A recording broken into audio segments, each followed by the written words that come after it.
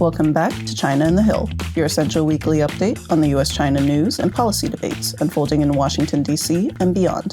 This week, we're here to break down the latest in US-China relations, from a new visa in China to expand STEM recruitment, to a Pentagon directive to increase missile production. Let's get into it. This week on the Hill, lawmakers introduced the SPEED Act, which seeks to amend the Federal Power Act to streamline the siting of certain transmission facilities. According to Representative Barr, a co-sponsor of the bill, the act would cut red tape to building the electric transmission lines needed in the race to keep USAI ahead of China.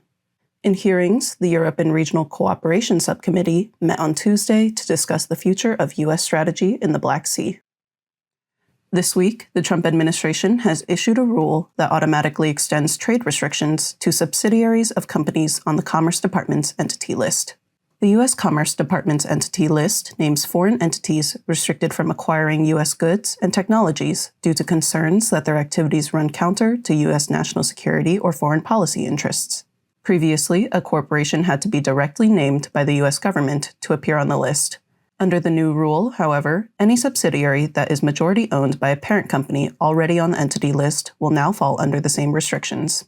This new rule intends to target companies that have shifted business practices to subsidiaries in order to avoid sanctions. Most of the thousands of companies on the list are Chinese or Russian.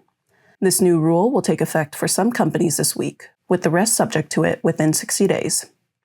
Last Tuesday, Chinese Premier Li Qiang announced that China would no longer seek special treatment for developing countries in current or future World Trade Organization negotiations. Under WTO rules, nations are allowed to self-identify as developing, a designation that comes with certain benefits such as longer timelines for implementing agreements and higher allowable tariffs. Given that China has the world's second largest economy after the United States, Beijing's continued claim to developing nation status has long frustrated Washington. The U.S. has argued that meaningful WTO reform cannot take place until major economies, including China, give up their special status.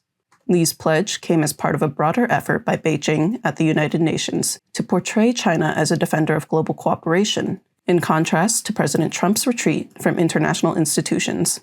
In his speech, Li criticized U.S. protectionist trade policies and emphasized China's role as a stable and open leader.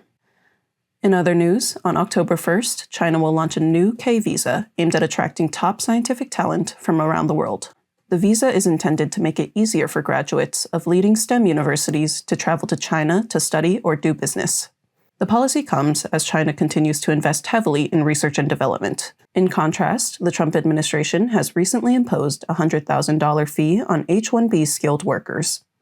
It remains unclear how much impact the new K visa will have on the global race for talent. Beijing has yet to release key details about the program, including eligibility requirements or whether recipients will be permitted to take formal employment.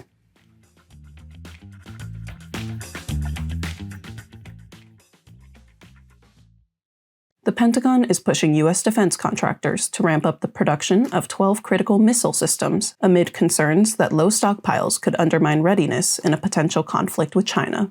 Concern about the weapons stockpile has grown since Russia's 2022 invasion of Ukraine and the 12-day conflict between Israel and Iran, both of which depleted U.S. weapon supplies.